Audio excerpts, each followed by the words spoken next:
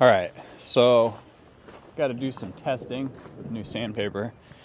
Instead of going to auto body place and getting a shit hood, I have all of the shit hoods available to me here, and or any other possible part or piece that I might want to sand on or fuck up.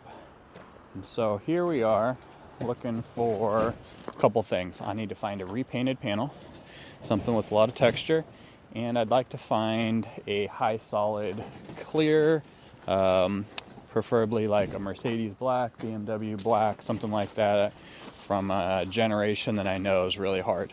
And so that's what I'm going to search for, and we will see how this CarPro stuff does.